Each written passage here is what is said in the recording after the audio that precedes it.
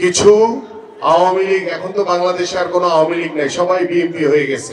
BNP হয়েছে না? যারাই জিজ্ঞেস করেন কেউ কিন্তু বলে না ভাই আমি আওয়ামী লীগ করছি, সবাই বলে ভাই আমরা তো বিএনপি করছি। ওই যে নব্য বিএনপি, এই যে আওয়ামী লীগ, এই আওয়ামী লীগ বিভিন্ন জায়গায় দখলদারি, চাঁদাবাজি, লুটতরাজ করে বিএনপির উপরে দোষ চাপিয়ে দেওয়ার একটা অপচেষ্টা করছে। এই জন্য আপনাদেরকে সতর্ক থাকতে হবে প্রিয় নেতৃবৃন্দ, কারণ বাংলাদেশে কোনো স্বৈরাচারের স্থান নাই। বাংলাদেশের মানুষ এই গত 17 বছর এই স্বৈরাচারদেরকে কখনো ক্ষমা করবে না। যমুনা স্মার্ট রেফ্রিজারেটর, স্মার্ট লাইফে স্মার্ট রেফ্রিজারেটর।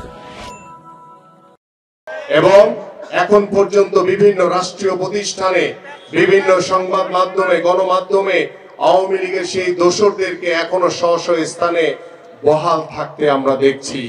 আমরা অন্তর্বর্তীকালীন সরকারের কাছে বারবার আহ্বান করছি, আপনারা সেই স্বৈরাচারের দোসরদেরকে নির্মূল করুন, অপসারণ করুন, আইনের আওতায় এনে তাদের বিচার করুন, না হলে বাংলাদেশের মানুষ আমাদের কাউকেই কখনো ক্ষমা করবে না। বিএনপি একটি মানবিক দল, সেটার বহিঃপ্রকাশ আমরা বিভিন্ন সময় দিয়ে এসেছি। আজকে সেটার বহিঃপ্রকাশ এখানে আমাদের যারা মা, খালারা, বাবারা বসে আছেন, ভাইরা বসে আছেন, আপনাদের জন্য আজকে আমাদের সামান্য কিছু উপহার রয়েছে। আপনারা সুশৃঙ্খল ভাবে সকলে বসে থাকবেন এবং আপনাদের কাছে আহ্বান করছি, আপনারা গত 15 বছর ভোট দিতে পারেন নাই, বাংলাদেশের মানুষ এখন ভোট দিতে চায়।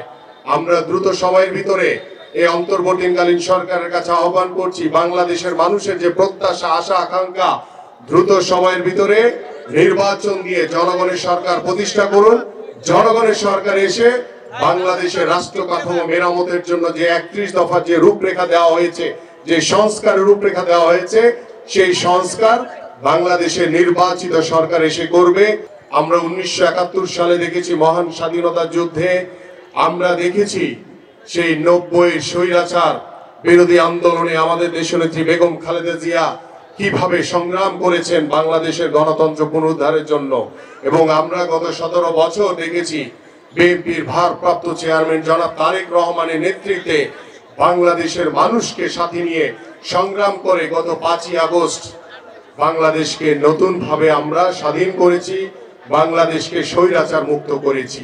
সেই স্বৈরাচার মুক্ত বাংলাদেশে আজকে আপনারা যারা মুক্ত আকাশে চলতে পারছেন, মুক্ত চিন্তা নিয়ে কথা বলতে পারছেন, মুক্তভাবে আপনারা আপনাদের মতামত প্রকাশ করতে পারছেন, কিন্তু কিছু আওয়ামী লীগ, এখন তো বাংলাদেশে আর কোনো আওয়ামী লীগ নাই, সবাই বিএনপি হয়ে গেছে। বিএনপি হয়েছে না? যারাই জিজ্ঞেস করেন কেউ কিন্তু বলে না ভাই আমি আওয়ামী লীগ করছি, সবাই বলে ভাই আমরা তো বিএনপি করছি। ওই যে নব্য বিএনপি, এই যে আওয়ামী লীগ, এই আওয়ামী লীগ বিভিন্ন জায়গায় দখলদারি, চাঁদাবাজি, লুটতরাজ করে বিএনপির উপরে দোষ চাপিয়ে দেওয়ার একটা অপচেষ্টা করছে।